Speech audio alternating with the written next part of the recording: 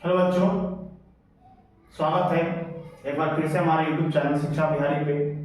और आज के इस वीडियो में हम पढ़ेंगे क्लास 10th के भूगोल को। उसमें पढ़ेंगे इकाई 5 को।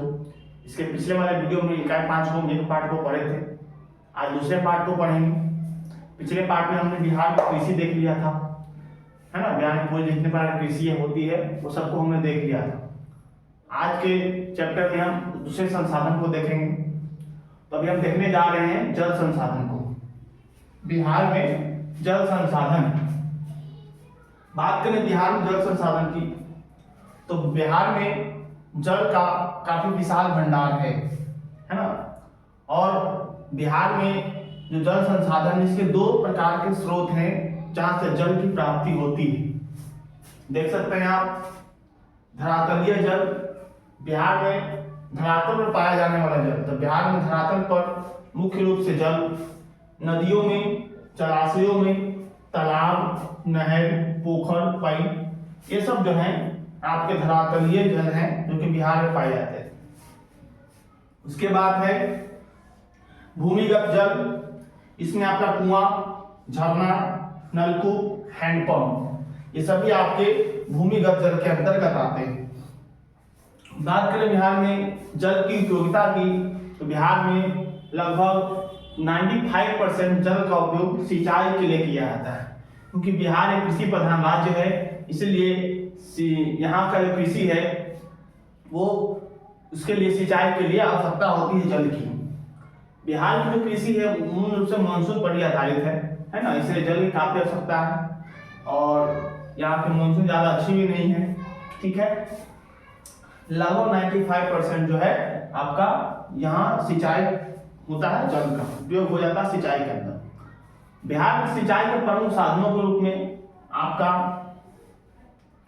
नहर है ना, नहर है, नलकूप है, तालाब है, ये सब बिहार के अंदर मुख्य रूप से आपका सिंचाई के प्रमुख साधन के रूप में पाए जाते हैं। बात करें नहर की, बिहार में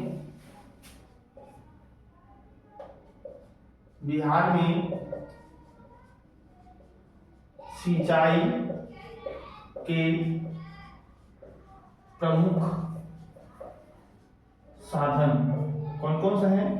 आपका नहर है, तालाब है, नलकूप है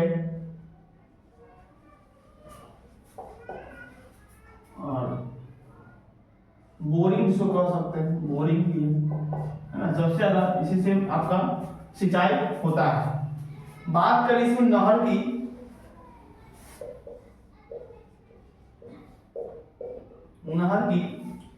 तो बिहार में मुख्य रूप से लगभग 40% जो सिंचाई होता है वो नहरों के माध्यम से ही होता है।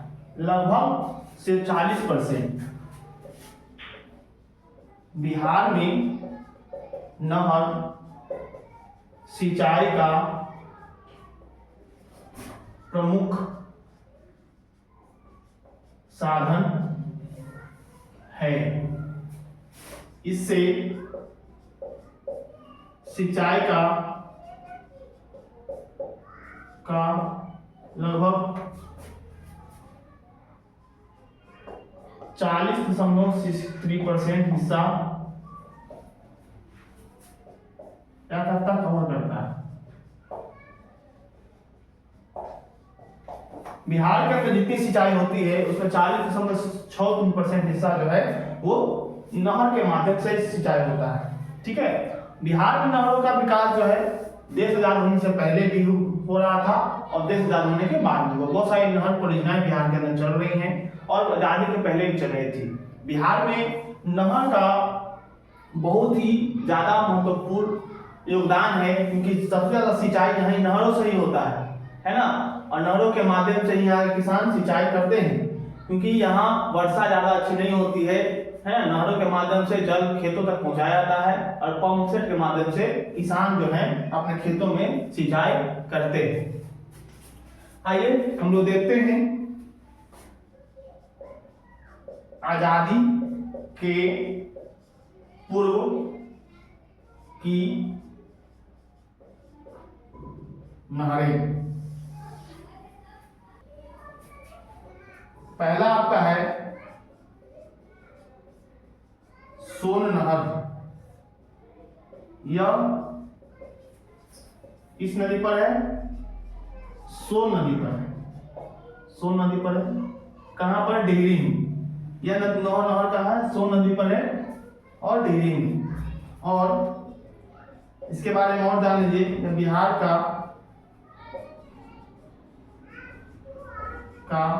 पहला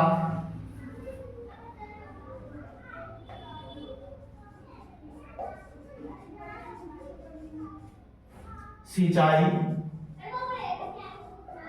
नहर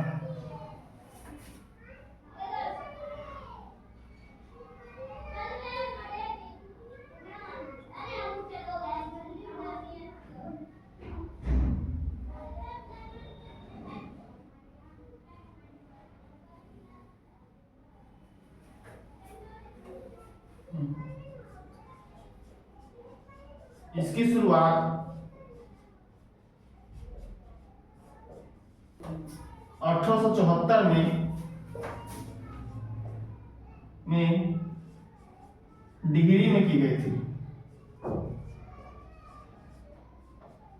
डिहरी में की गई थी, ठीक है। और यह नहर दो भागों में बटा हुआ है। इस नहर को दो भागों में बांटा गया है, देख लीजिए, दो भाग में बटा हुआ है इस तरह से।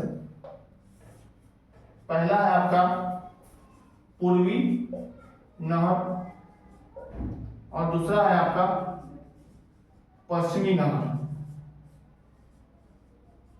पूर्वी नहर के माध्यम से गया, जहानाबाद, अरवल और पटना जिला, ये चार जिलों को इस पूर्वी नहर के माध्यम से पानी की उपलब्धता होती है। और पश्चिमी नहर की बात करें तो पश्चिमी नहर से कैमूर, रोहतास,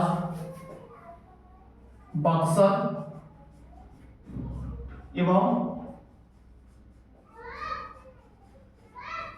भोजपुर, यह चार जिले जो है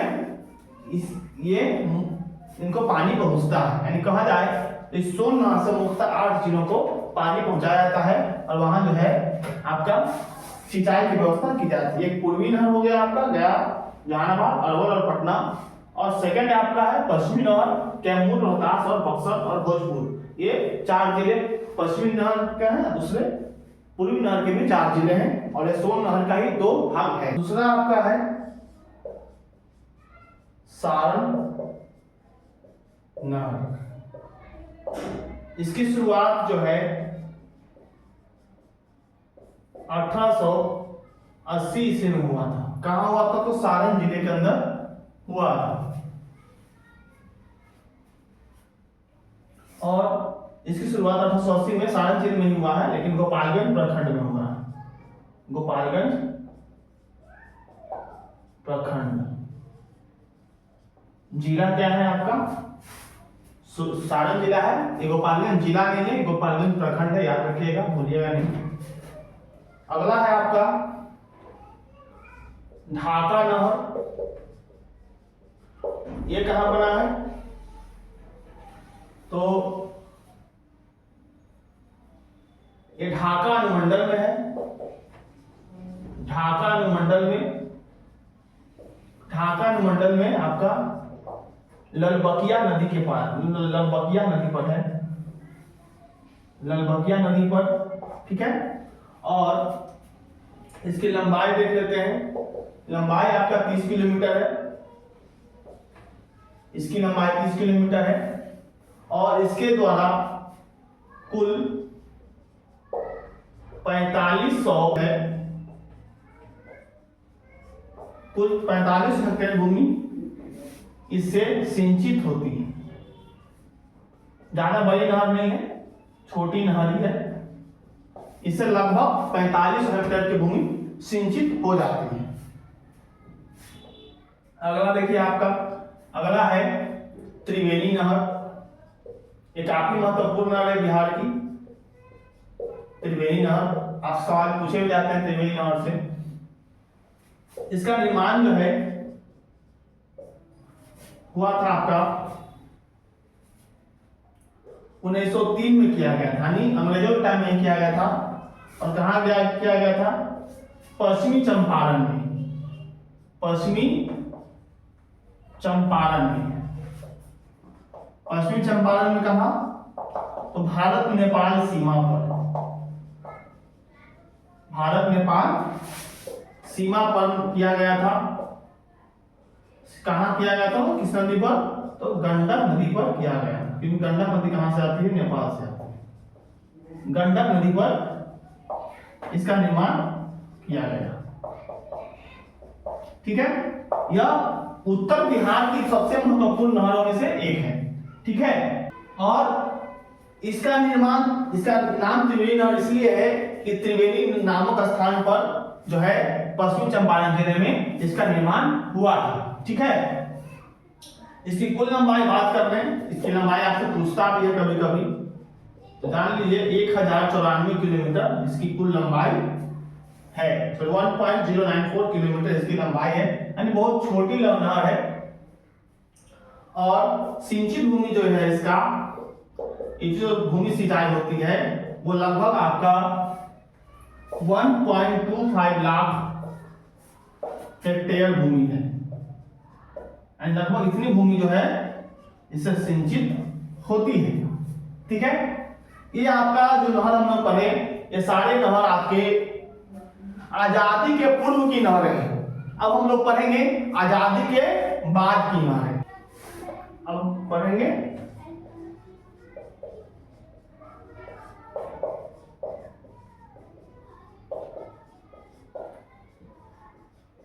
आजादी के बाद की नहरें। उसमें पहला नंबर जो आपका नहर मिलेगा उसका नाम है कोसी, कोसी नहर। इसका निर्माण कहां हुआ? इसका निर्माण जो है कोसी नदी पर, कहां? भारत नेपाल सीमा पर हनुमान नगर में, कोसी नदी पर। हनुमान नगर जगह का नाम है, हनुमान नगर। हनुमान नगर में भारत नेपाल सीमा पर इसका जो है निर्माण किया गया था। इससे दो नहरें निकाली गई हैं। इस कोसी नहर से दो नहर निकाली गई। पहला है पूर्वी कोसी नहर, दूसरा है पश्चिमी कोसी नहर। दो नहर जो है यहां से निकाला गया है। ठीक है, इसकी लंबाई 44 किलोमीटर है और इसकी 4 ब्रांच है। इसके 4 ब्रांच है। देखिए, पहला है मुरलीगंज नहर, दूसरा है जानकी नहर, तीसरा ब्रांच है इसका पूर्णिया नहर और चौथा ब्रांच है इसका अररिया नहर। लंबाई को मिलाकर के जो है इसकी कुल लंबाई 3040 किलोमीटर के आसपास है। पश्चिमी कोसी नहर की बात करें, इसकी लंबाई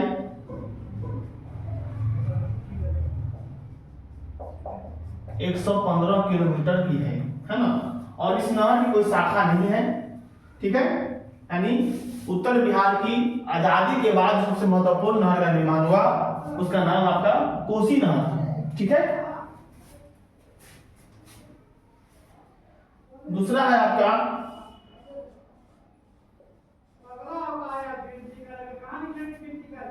गंडक नहर। गंडक नहर है, ये जो है इसका निर्माण जो कहाँ हुआ? ये भी हुआ पश्चिमी चंपारण के अंदर, पश्चिमी चंपारण के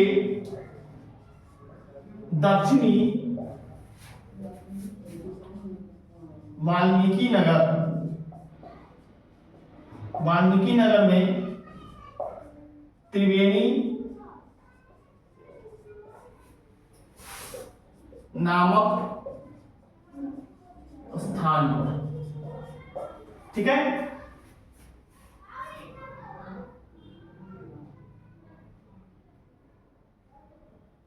इसे दो नहरें निकाली गई हैं। पहला तिरहुत नहर, दूसरा सारण नहर। ठीक है, तिरहुत नहर आपका तिरहुत क्षेत्र में जाता है, तिरहुत प्रमंडल के अंदर, जिसमें मुजफ्फरपुर, सीतामढ़ी ये सब में आपका जाएगा। और सारण प्रमंडल के अंदर सारण जिले में जाता है, सारण, छपरा ये सब जिलों में ये नहर जाती है। ठीक है, तो ये आपका आजादी के बाद की नहरें थी, कोसी नहर और गंडक नहर। दूसरा आपका है नलकूप नहर, हमने देख लिया। नलकूप की बात करें तो यह बिहार में सिंचाई का दूसरा सबसे महत्वपूर्ण साधन है। इससे लगभग 38.77% कुल भाग का सिंचाई करता है ना। 40% के आसपास का नहर था और ये लगभग 38% के आसपास है। बिहार में मुख्य रूप से सीतामढ़ी,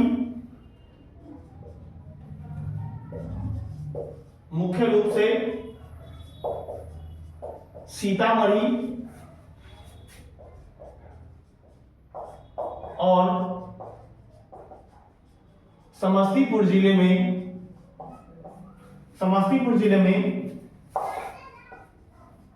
सिंचाई होता है नलकूप से सबसे ज्यादा नलकूप से सिंचाई होता है वो लगभग आपका सीतामढ़ी और समस्तीपुर जिले में होता है। थर्ड आपका है कुआं। बात करें कुआं की तो यह सिंचाई का तीसरा सबसे महत्वपूर्ण साधन है। सिंचाई का तीसरा महत्वपूर्ण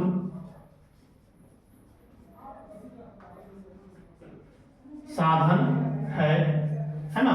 यह आपका तीसरा महत्वपूर्ण साधन है और ये लगभग 2% भाग है कुल सिंचाई वाले साधनों में, इसका भाग मात्र 2% है।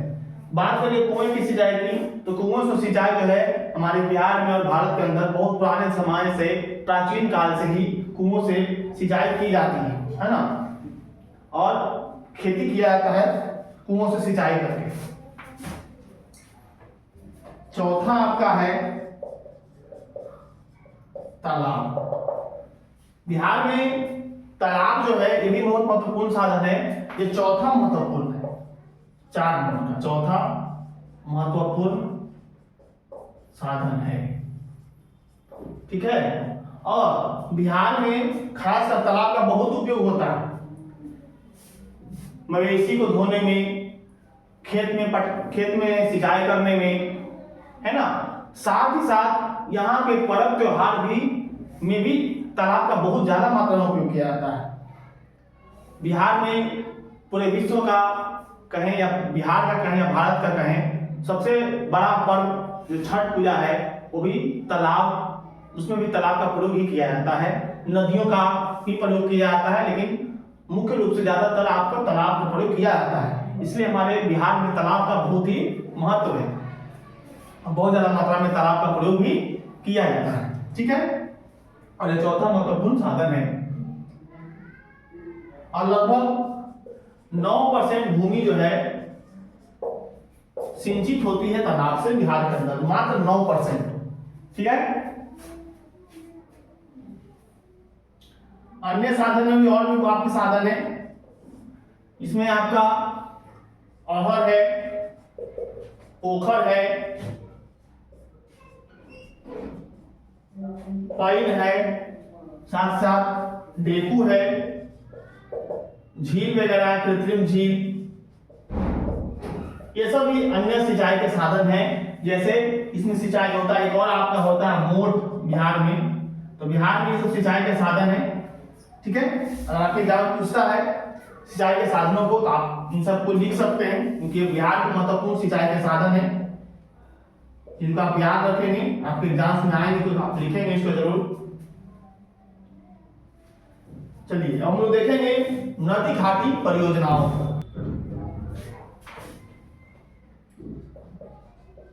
इधर से आइए ना, आइए इधर से।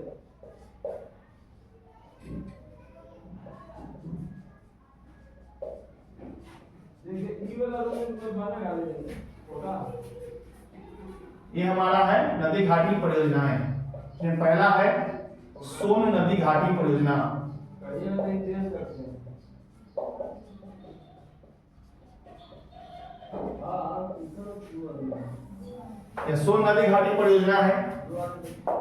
इसका निर्माण जो है, इसकी शुरुआत या निर्माण कहें 1874 में ही हुआ था अंग्रेजी सरकार के द्वारा। और ये वही है जो हमने अभी थोड़ा देर पहले पढ़ा है, नहर में आपने पढ़ा है, वो सोन नहर वाली परियोजना वही है। ये नदी घाटी परियोजना है और यह जो है अंग्रेजी सरकार के द्वारा 1874 में बनाया गया था। और ये बिहार की पहली नदी घाटी परियोजना है। ठीक है, यहाँ से दो नहरें निकाली गई, आपने देखा अभी थोड़ा देर पहले, पूर्वी नहर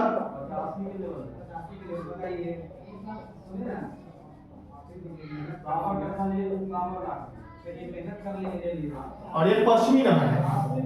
पूर्वी नहर और पश्चिमी नहर, पूर्वी नहर से जो है आपका 6.6 मेगावाट की बिजली का उत्पादन होता है और पश्चिमी नहर से 3.3 मेगावाट बिजली का उत्पादन होता है। नदी घाटी परियोजना का बहुत ही महत्व है ना। नदी घाटी परियोजनाओं से बाढ़, सुखाड़, है ना, बिजली का उत्पादन, इन सब चीजों में इसका उपयोग किया जाता है। जैसे बाढ़ आता है तो नदी घाटी परियोजनाओं द्वारा बहुत सारी नहरें निकाल कर नदियों में वैसे क्षेत्र जहां पर सुखाड़ की समस्या वहां पर जल पहुंचाया जाता है, जहां बाढ़ की समस्या वहां के जल को कम कर के वहां पे बाढ़ को रोका जा सकता है। ठीक है, और दो नहरें हैं आपका, पूर्वी नहर और पश्चिमी नहर। पूर्वी नहर 6.6 मेगावाट और पश्चिमी नहर से 3.3 मेगावाट की बिजली का उत्पादन होता है। दूसरा है आपका गंडक नदी घाटी परियोजना।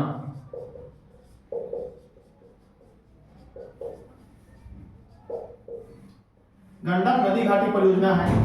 ये किस नदी पर है? तो यह गंडक नदी पर है। गंडक नदी पर कहाँ है? गंडक नदी पर है, कहाँ है? तो बिहार के उत्तर बिहार में, पश्चिमी चंपारण जिले में, पश्चिमी चंपारण जिले में है। वही त्रिवेणी नहर की बात हम कर रहे थे। त्रिवेणी नहर, यहीं से नहरें निकाली गई है, त्रिवेणी नहर, है ना। इसके भी आपने देखा दो पार्ट है, एक पूर्वी पार्ट, पश्चिमी पार्ट। एक सारण जिले में आती है नहर, दूसरा आपको तिरहुत क्षेत्र में जाता है। तिरहुत क्षेत्र में आपको मुजफ्फरपुर, समस्तीपुर, सीतामढ़ी, है ना, ये सब जिले हैं जहां पर इनका प्रयोग किया जाता है गंडक नदी का। इसके द्वारा बिहार के 3 जिले हैं जहां पर सिंचाई की ज्यादा अच्छा होता है। 3 जिलों में आपका कौन कौन है? गोपालगंज,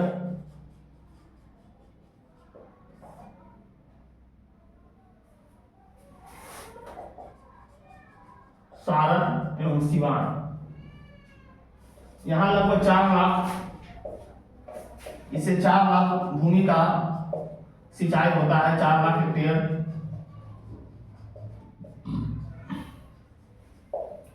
भूमि की सिंचाई होती है यहाँ पर इस नदी घाटी परियोजना से।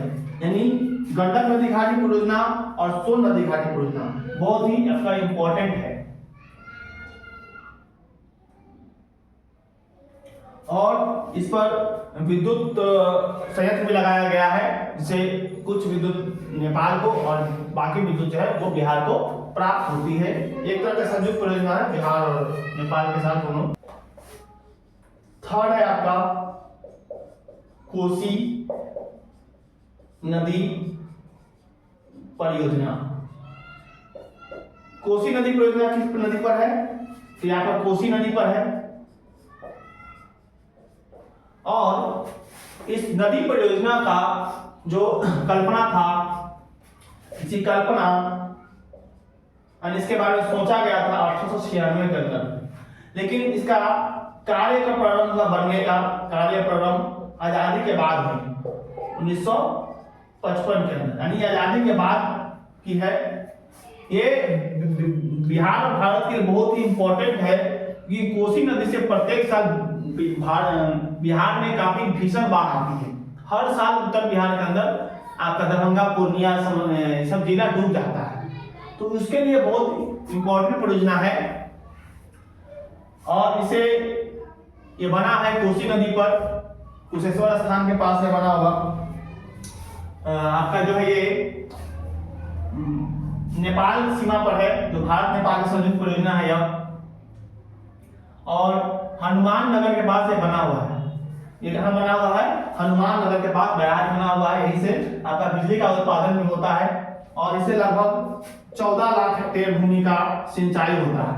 14 लाख हेक्टेयर भूमि का इसमें सिंचाई किया जाता है इसके द्वारा। इससे जो है लाभ विभिन्न राज्यों को जिलों को मिलता है। ये आपका गोपालगंज है, गोपालगंज, आपका पूर्णिया, दरभंगा, इन सब जिलों को जो है इनसे काफी लाभ होता है।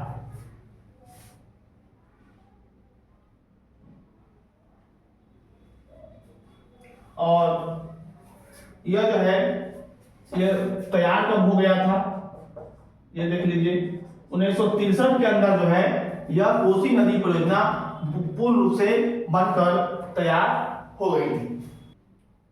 और इस पर एक विद्युत संयंत्र प्रस्तावित है जो लगभग 20,000 किलोवाट का विद्युत का उत्पादन करेगा। ठीक है। और बिहार के अन्य नदी घाटी परियोजनाएं हैं, जैसे आप देख सकते हैं दुर्गावती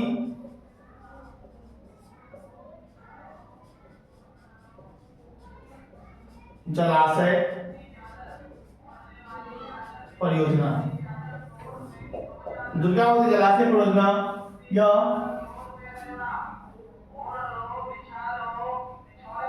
किस नदी पर होगा?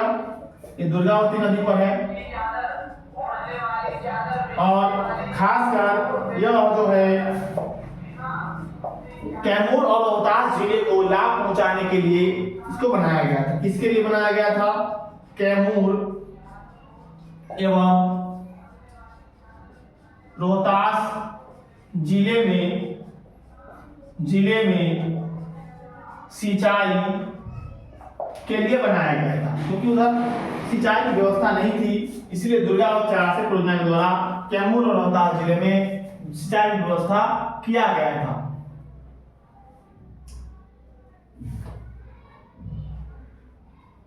यह जो इसका निर्माण जो हुआ 1962 ईस्वी में किया गया और इससे लगभग 36,000 हेक्टेयर भूमि 36,000 हेक्टेयर भूमि जो है 36,000 हेक्टेयर भूमि का सिंचाई इस जलाशय से होता है। इस जलाशय परियोजना है 1962 में तैयार हुई थी और 36,000 हेक्टेयर भूमि जो है लगभग इससे आपका सिंचित भूमि है। नेक्स्ट है आपका 5वां नंबर, वो देखिए ऊपरी क्यूल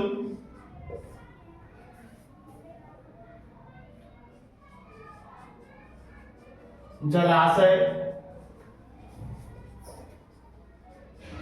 परियोजना। ये ऊपरी क्यूल जलाशय परियोजना कहाँ है? तो यह आपका क्यू नदी पर है। क्यू नदी पर कहाँ है? तो लखीसराय। कहाँ है? तो लखीसराय जिले में है। और इससे लगभग 14,000 हेक्टेयर भूमि पर लगभग 14,000 हेक्टेयर भूमि पर इसमें सिंचाई होती है। ठीक है, इसका उद्देश्य क्या है? वही उद्देश्य सिंचाई, बाढ़ नियंत्रण, सुखाड़ नियंत्रण और पर्यावरण को बचाने के लिए भी यह नदी घाटी परियोजना लाई गई। चलिए हम लोग आते हैं बागमती परियोजना। यह परियोजना कहाँ है? तो यह परियोजना आपका बागमती नदी पर है। बागमती नदी पर किस जिले में? तो बिहार के सीतामढ़ी जिले में है।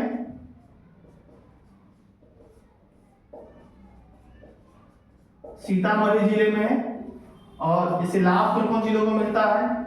तो लाभ देख लेंगे हम। पूर्वी चंपारण, मुजफ्फरपुर और साथ ही साथ सीतामढ़ी जिले को इससे लाभ होता है। इससे लगभग 1,19,800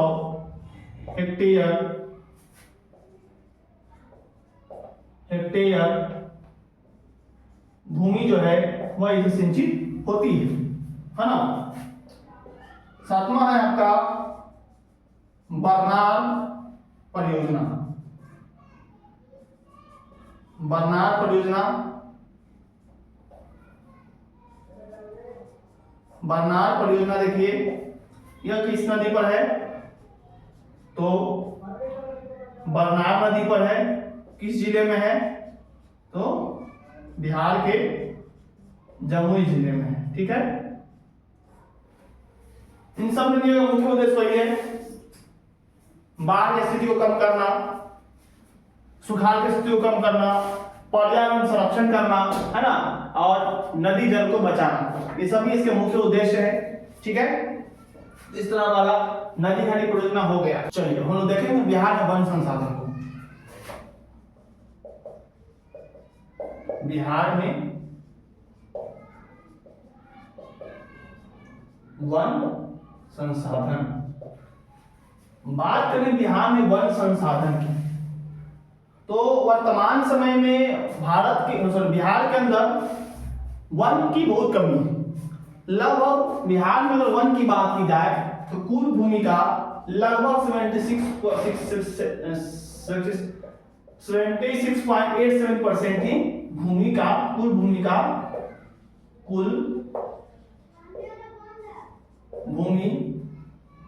का इतना परसेंट ही वन आपका बिहार में है। जब बिहार संयुक्त राज्य हुआ करता था झारखंड के साथ, तो वन की संख्या काफी थी। जैसे झारखंड अलग हुआ 2000 ईस्वी में, झारखंड अलग हो गया, उसके बाद जो है बिहार में वनों की संख्या घट गई, है ना। और बिहार की बात करें तो लगभग प्रति व्यक्ति जो वन है बिहार में लगभग 0.05 हेक्टेयर है, जो कि भारत के अंदर जो भारत की प्रति व्यक्ति हेक्टेयर यानी ये क्या है? बिहार की है ना। बिहार प्रति व्यक्ति वन कितना है? लगभग एक व्यक्ति पर 0.05 हेक्टेयर है, जो कि औसत जो राष्ट्रीय औसत है भारत का, तो भारत का औसत प्रति व्यक्ति आपका कितना है 0.53 हेक्टेयर है ना। तो बिहार में जो प्रति व्यक्ति वन है वो भारत के औसत प्रति व्यक्ति वन से भी कम है। और बात करें बिहार में वनों को, तो बिहार में वनों को दो भागों में बांटा गया है।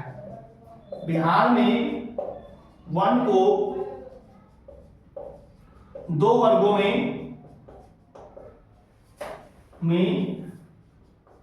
बांटा। बिहार में वनों को दो वर्ग में बांटा गया है। पहला है आर्द्र पतझड़ वन, आर्द्र पतझड़ वन।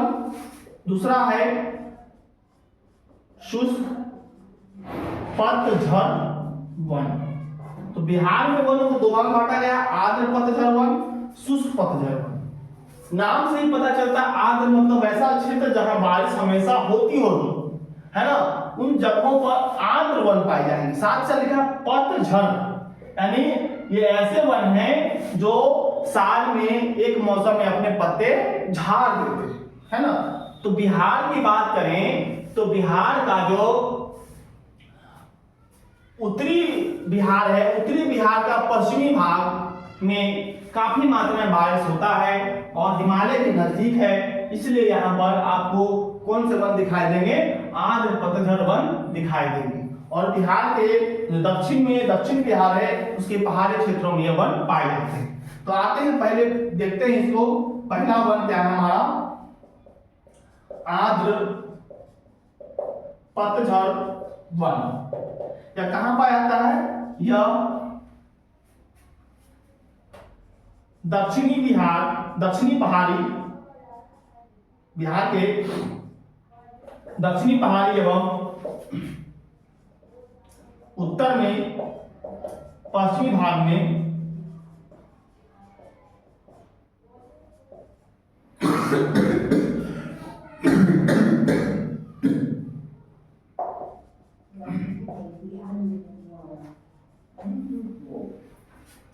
पाया जाता है। इसके बाद जो है इसका विस्तार देखिए, इसका विस्तार 917 वर्ग किलोमीटर में इसका विस्तार है। कहां पर है, सुमेश्वर दून। सुमेश्वर दून क्या है, सुमेश्वर दून। सुमेश्वर दून कहां है, तो शिवालिक पहाड़, शिवालिक हिमालय के अंतर्गत आता है, जो कि हिमालय का सबसे निचला भाग है ना। हिमालय के 4 भागों में बांटा गया है, उसमें सबसे निचला हिमालय जो है वो शिवालिक हिमालय है, और बिहार का कुछ क्षेत्र जो है शिवालिक हिमालय को टच करता है। उसी में जो सोमेश्वर दून है वहीं आपको शिवालिक हिमालय में आपको यह वन दिखाई देगा। इसमें कौन कौन से वृक्ष पाए जाते हैं वो देख लेते हैं। इसमें मुख्य रूप से आपका जो वृक्ष पाया जाता है उसमें आपका साल, शीशम, साल है, शीशम है, ये दो मुख्य वृक्ष हैं। लेकिन इसके साथ और भी वृक्ष पाए जाते हैं, जैसे बांस, जामुन, कटहल,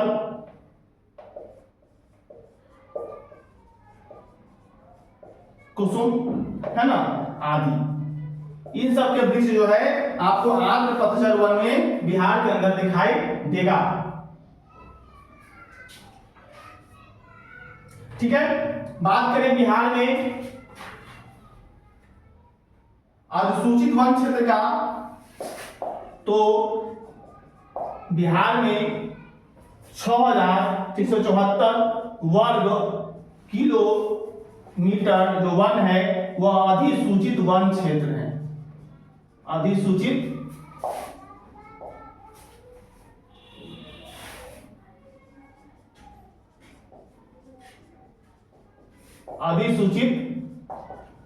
वन क्षेत्र है बिहार के अंदर।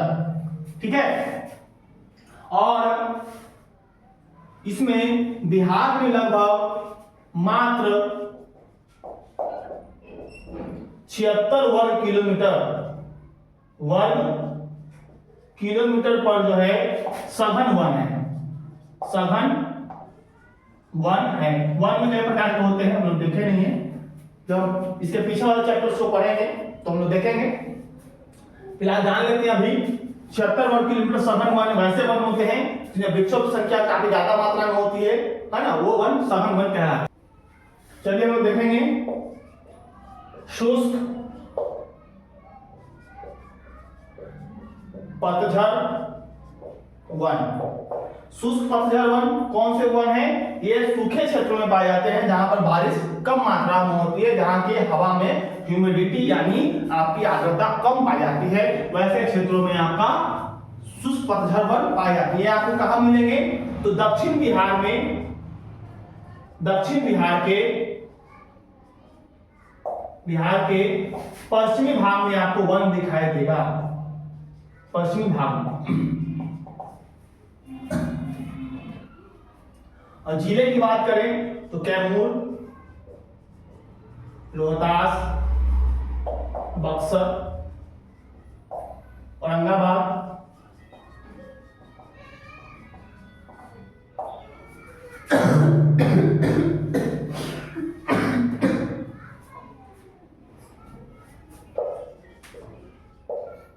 वृक्ष की बात करें तो शीशम, बहेरा,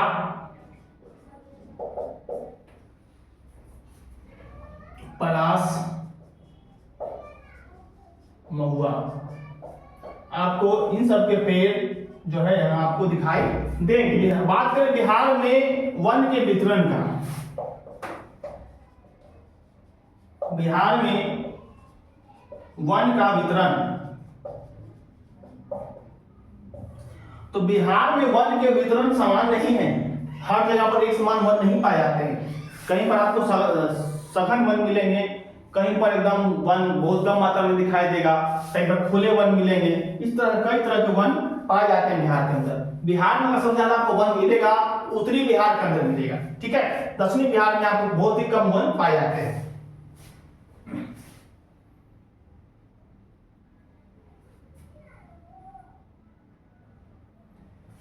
बात करें बिहार की तो बिहार का वह क्षेत्र दक्षिणी भाग है, जैसे देखिए पटना, नालंदा, अरवल, गया, औरंगाबाद, सोनपुर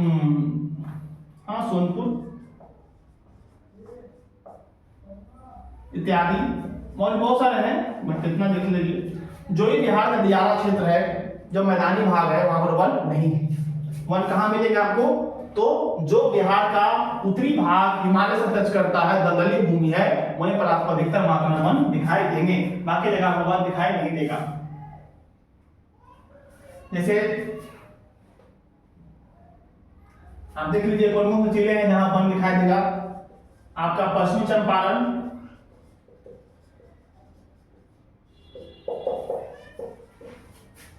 कैमूर, बांका, मुंगेर, इन सब जिलों में आपको वन अधिक मिलेंगे, है ना। यहां पर वन कम है।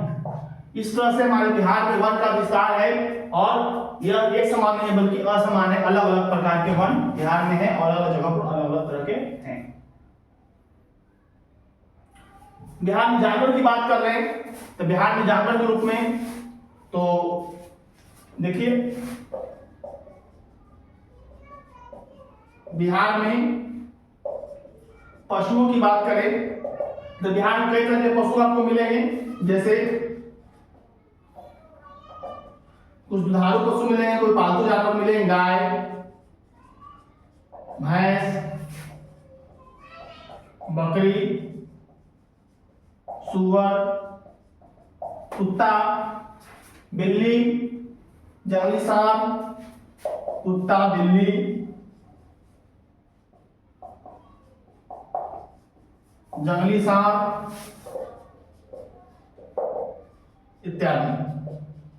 ये सब जो जानवर हैं आपको बिहार की भूमि पर दिखाई देगा। साथ साथ जो जलीय जीव भी है, जैसे जलीय जीव की बात करें, जलीय जीव तो सोंस मिलेगा जिसको हम डॉल्फिन कहते हैं, जिसको हम क्या कहते हैं, डॉल्फिन कहते हैं। एक घड़ियाल मिलेगा। घड़ियाल में एक खास बात है, ये सर बिहार में पाया जाता है गंगा नदी में, और कहीं घड़ियाल नहीं मिलता। मगरमच्छ भी मिलेगा आपको, मगरमच्छ। घड़ियाल जो है सिर्फ बिहार में पाया जाता है, और बिहार में कुछ अशिक्षा का भी ज्यादा प्रकोप है, इसलिए लोग जानवरों का शिकार भी करते हैं। तो उन्हें जागरूकता फैलाने की आवश्यकता है ताकि लोग जानवरों का शिकार न करें, पशु पक्षियों का शिकार न करें, ताकि उनका जीवन बचे। क्योंकि इस मानव पर्यावरण के अंदर, इस इकोसिस्टम के अंदर सबका रहना आवश्यक है। किसी एक चीज की कमी होती है तो उसका बैलेंस गड़बड़ हो जाता है, इसलिए सबका होना जरूरी है, इसे सबको बचा के रखना है। ठीक है, चलिए तो हम लोग बात करते हैं बिहार में वन और वन संरक्षण की। बिहार में वन एवं वन संरक्षण की। तो बिहार में जो है वो लगभग 6.87% ही बिहार की भूमि जो है वन से आच्छादित है, बाकी भूमि नहीं है। ठीक है, लगभग 6.87% भूमि वनाच्छादित है। लेकिन मानक क्या कहता है कि किसी भी राज्य के अंदर, किसी भी क्षेत्र के अंदर लगभग 33% कम से कम, कितना परसेंट, 33% मानक है। इससे नीचे वन नहीं होने चाहिए। अगर इससे नीचे वन है तो वहां के वन की दशा खराब है ना। बिहार में तो खराब है ही, देख रहे हैं आप 6.87% मात्र भूमि पर वन ही है। अब तो धीरे धीरे थोड़ा बढ़ा है, लेकिन पहले इससे बहुत ज्यादा कम हुआ करता था। कितना चाहिए हमें, 33% चाहिए, लेकिन है नहीं, इसलिए हम कैटेगरी में नीचे हैं। बिहार में वनों की कटाई बहुत ज्यादा होती थी पहले, लेकिन जब से वन के प्रति जागरूकता लोगों में फैला, तो जागरूकता होने से लोग अब वन को नहीं काटते हैं। साथ ही साथ वन जीव जो वनों में रहते हैं उनका भी लोग बहुत पहले शिकार किया करते थे। अब वन जागरूकता के कारण जो है उनका भी शिकार करना बंद हो गया। वन होने से हमें बहुत फायदे होते हैं, वन का संरक्षण करना चाहिए, क्योंकि वन से हमें बहुत सारे संसाधन उपलब्ध होते हैं। वन से हमें लकड़ी उपलब्ध होता है, दवाइयां उपलब्ध होती हैं, विभिन्न प्रकार की औषधियां उपलब्ध होती हैं, भोजन उपलब्ध होता है, खाने पीने की वस्तुएं उपलब्ध होती हैं, बहुत सारी चीजें हमें वन से फायदे हैं, इसलिए वन को हमें बचा के रखना चाहिए। बिहार में वन का बहुत ही महत्व है, क्योंकि पहले झारखंड में बहुत सारे वन हमारे यहाँ थे, अच्छी बारिश होती थी, है ना, हमारा काम चल जाता था। लेकिन जैसे झारखंड अलग हुआ, हमारे वन कमी हो गई, इसलिए हमारे यहाँ वन का बहुत महत्व है।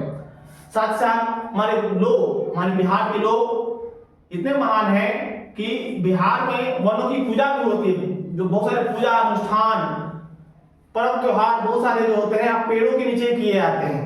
साथ साथ हमारे बिहार की एक और खास बात यही है कि हमारे बिहार में खतरनाक से खतरनाक जानवर हो, चाहे सांप हो, चाहे चूहा हो, कोई हर किसी को भोजन कराया जाता है, किसी न किसी रूप में, किसी न किसी पर्व के अंदर हर किसी को भोजन दिया जाता है ना। इसलिए हमारे बिहार के अंदर वन और वन जीवों का बहुत ही महत्व दिया जाता है। लेकिन कुछ जो ऐसे तत्व हैं जो इनका शिकार करते हैं, इनका नाश करते हैं, जो कि बहुत ही अच्छी बात नहीं है, जिसके कारण हमारा पर्यावरण प्रदूषित भी हो रहा है। बिहार में वन की और बात करें तो बिहार में लगभग 14 अभयारण्य हैं, वन जो अभयारण्य हैं, और एक जो है हमारे यहाँ बिहार में एक आपका राष्ट्रीय उद्यान है, राष्ट्रीय उद्यान है। ठीक है, जो कहाँ है आपका, वाल्मीकि